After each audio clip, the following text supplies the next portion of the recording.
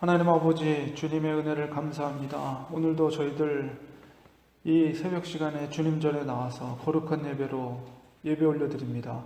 이 시간 주님께서 함께 하시고 우리 심령 가운데 하나님의 은혜를 베풀어 주시사 주님과 동행하는 복된 오늘 하루가 될 수 있도록 도와주시옵소서. 말씀에 순종하는 삶을 통해서 하나님의 기쁨이 되드리는 우리의 삶이 되게 하나님, 주님 복된 하루, 정말 하나님께 영광 들리는 그런 우리 하루가 될 수 있도록 붙잡아 주시고 우리의 기도와 간구를 들어응답하여 주시옵소서. 예수님의 이름으로 기도드리옵나이다. 아멘. 민수기 1장 20절에서 46절까지 말씀 우리 같이 읽겠습니다. 이스라엘의 장자 르우벤의 아들들에게서 난 자를 그들의 종족과 조상의 가문에 따라 20세 이상으로 싸움에 나갈 만한 각 남자를 그 명수대로 대계수하니 르우벤 지파에서 계수된 자는 46,500명이었더라.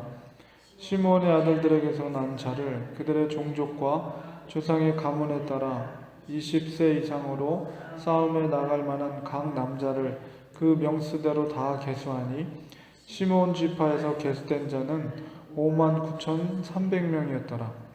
갓의 아들들에게서 난 자를 그들의 종족과 조상의 가문에 따라 20세 이상으로 싸움에 나갈 만한 자를 그 명수대로 다 계수하니 갓 지파에서 계수된 자는 45,650명이었더라. 유다의 사람 아들들에게서 난 자를 그들의 종족과 조상의 가문에 따라 20세 이상으로 싸움에 나갈 만한 자를 그 명수대로 다 계수하니 유다 지파에서 계수된 자는 74,600명이었더라.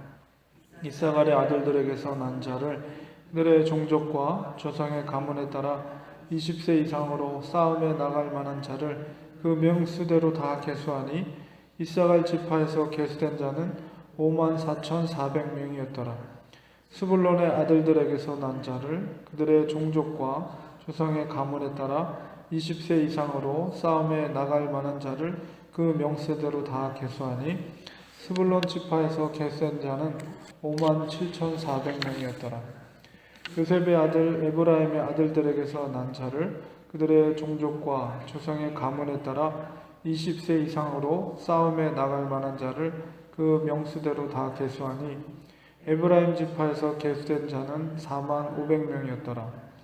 므낫세 아들들에게서 난 자를 그들의 종족과 조상의 가문에 따라 20세 이상으로 싸움에 나갈 만한 자를 그 명수대로 다 계수하니 므낫세 지파에서 계수된 자는 32,200명이었더라. 베냐민의 아들들에게서 난 자를 그들의 종족과 조상의 가문에 따라 20세 이상으로 싸움에 나갈 만한 자를 그 명수대로 다 계수하니 베냐민 지파에서 계수한 자는 35,400명이었더라. 단의 아들들에게서 난 자를 그들의 종족과 조상의 가문에 따라 20세 이상으로 싸움에 나갈 만한 자를 그 명수대로 다 계수하니 단 지파에서 계수된 자는 62,700명이었더라. 아셀의 아들들에게서 난 자를 그들의 종족과 조상의 가문에 따라 20세 이상으로 싸움에 나갈 만한 자를 그 명수대로 다 계수하니 아셀 지파에서 계수된 자는 41,500명이었더라. 납달리 아들들에게서 난 자를 그들의 종족과 조상의 가문에 따라 20세 이상으로 싸움에 나갈 만한 자를 그 명수대로 다 계수하니 납달리 지파에서 계수된 자는 53,400명이었더라. 이 계수함을 받은 자는 모세와 아론과 각기 이스라엘 조상의 가문을 대표한 12지휘관이 계수하였더라. 이같이 이스라엘 자손이 그 조상의 가문을 따라 20세 이상으로 싸움에 나갈 만한 이스라엘 자손이 다 계수되었으니 계수된 자의 총계는 603,550명이었더라. 아멘. 오늘 말씀 속에서 이스라엘 백성들이 하나님의 명령에 따라서 아론과 모세를 통해서 또 하나님께서 12지파의 우두머리로 하나님이 직접 이름을 불러서 세우시죠. 그래서 그 우두머리, 12명의 우두머리를 통해서 12지파를 계수를 합니다. 특별히 이제 20명 이상이 되는 사람들을 계수해서 각 지파별로 그 계수하는 내용이 동일하고 그 인원수, 지파 이름과 인원수만 다르게 이렇게 나타나 있습니다. 우리가 이 성경을 읽을 땐 약간 우리가 반복되는 내용 속에서 지루함을 느낄지 모르지만 한 3,500년 전에 이들의 시대 속에 들어가서 이들이 계수한 이 공동체 안에 이들이 포함됐다는 그 상황을 우리가 이해하면 얼마나 뿌듯함과 자부심, 우리가 이스라엘 공동체 안에 우리가 계수되었다는 것에 대해서 굉장히 큰 의미와 자부심을 갖고 있었을 것입니다. 그래서 하나님께서는 애굽에서 출애굽하는 그 과정 속에서는 어떤 군대로서 혹은 일사불란한 어떤 조직으로서 그렇게 구성되어 있는 것이 아니라 그냥 도망자죠, 도망자. 그래서 그냥 군대, 바알의 군대들이 쫓아올 때 앞에는 홍해바다 갈라있고 그러면서 그 길을 도망가다시피 하면서 그냥 우르르 그냥 무리일 뿐이지 어떤 조직이 있었던 거 아니에요. 그 상황에서는. 그런데 시내산을 통해서 얼마나 200만이나 되는 그 남자들 20세 된 남자들만 60만이 넘었으니까 아녀자와 뭐 다 포함되면 거의 200만이 넘는 많은 민족이 된 거죠. 70명으로 들어갔던 그 작은 숫자가 430년 동안 애굽에 있는 동안에 이렇게 엄청난 인구로 성장하게 된 것입니다. 그래서 그 속에서 질서가 필요했겠죠. 그래서 시내산 언약을 통해서 하나님께서 모세를 통해 이제 그 룰을, 그러니까 법도를, 로죠, 그 법을 이제 국민들한테, 이스라엘 백성들한테 줌으로 말미암아 그 많은 무리들을 통치할 때 아직 모세는 왕으로서 이렇게 나타난 것이 아니라 그냥 리더였어요. 그래서 하나님께서 그에게 리더십을 부여해 주셨다. 강력한 리더십을 부여해 주셔서 그 많은 무리들이 얼마나 그 한마디만 해보세요. 얼마나 많은 말들이 나오겠어요.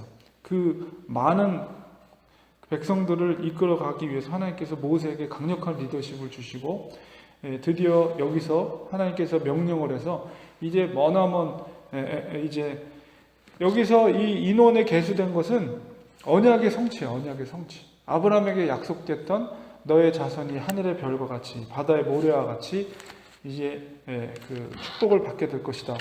이 계수됨을 통해서 하나님이 아브라함에게 약속했던 언약이 어떻게 성취된가를 이스라엘 백성들이 깨닫게 되는 거죠. 그리고 두 번째 아브라함에게 약속했던 것이 뭡니까? 땅에 대한 성취죠.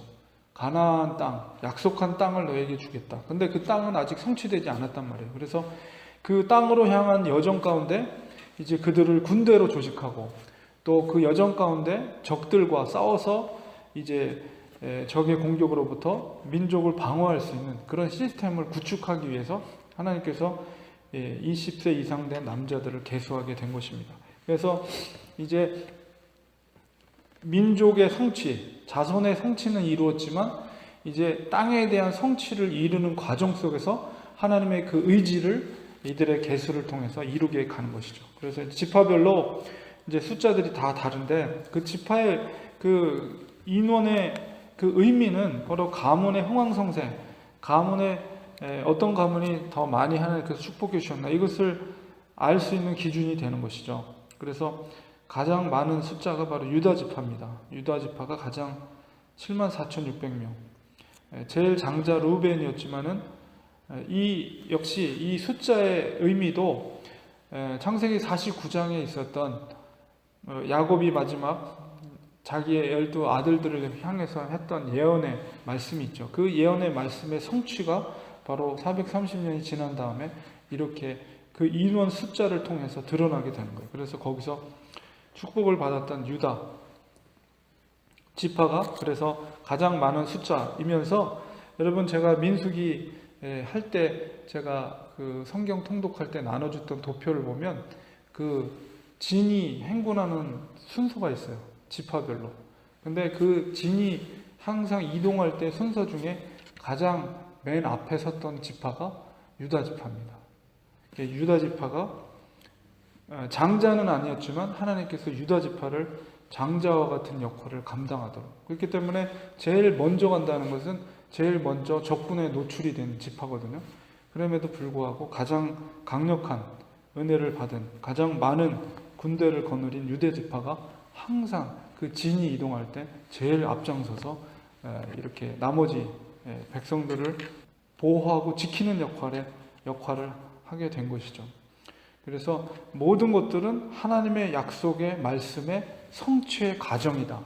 이렇게 우리는 생각할 때 얼마나 하나님의 약속이 정확한 것인가, 그리고 하나님은 얼마나 그 약속에 대해서 철저하신 분인가, 이런 것을 우리는 깨닫게 되는 것입니다. 결국은 하나님의 약속대로 아브라함에게 했던, 딱 한 사람에게 했던 그 약속이 바로 성취되고 드디어 그 땅에 대한 성취의 과정 가운데 이제 이스라엘 백성들이 광야의 생활 가운데 이제 놓여 있게 되는 것입니다. 그러나 그것들은 결국은 하나님의 언약의 성취를 통해서 드디어 이제 앞으로 진행되는 사건을 통해서 하나님이 그것을 이루게 되죠. 그럼 이런 과정 속에서 가장 하나님이 기뻐하시는 것은 뭐냐? 하나님의 백성들을 통해서 이루고자 할 때 가장 하나님이 원하시는 태도가 뭐냐라고 했을 때 그것은 순종이에요, 순종.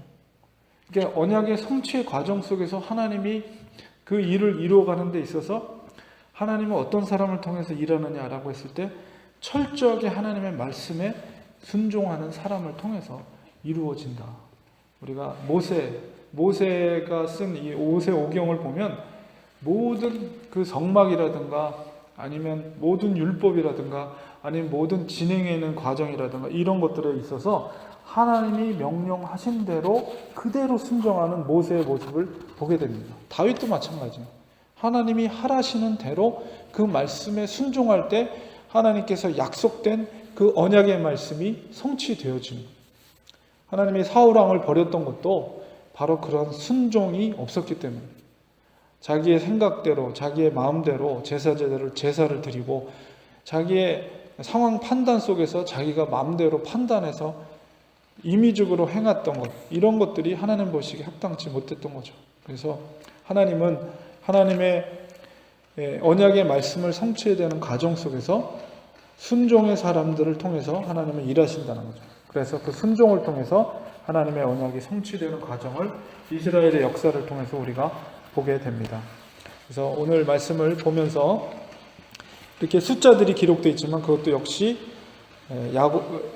야곱의 언약의 성취의 과정 속에서 그것이 이루어진 것을 보게 되면서 우리들도 역시 주님이 다시 오실 그날 우리가 하나님 앞에 이 땅에 있는 동안 쓰임받기 위해서는 말씀에 대한 순종을 통해서 하나님의 구속의 역사들이 성취되어진다는 사실을 우리가 꼭 명심하시고 하나님의 원하시는 그 뜻을 우리의 삶을 통해서 이루어질 수 있도록 순종의 삶을 살아가시는 우리 성도님들 되시기를 주님의 이름으로 축원드립니다. 기도하겠습니다.